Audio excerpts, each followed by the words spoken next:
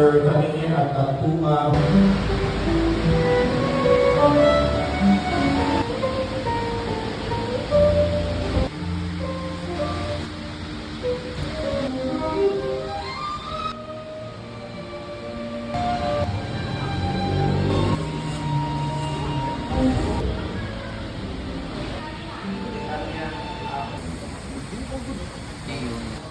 Oh, ba?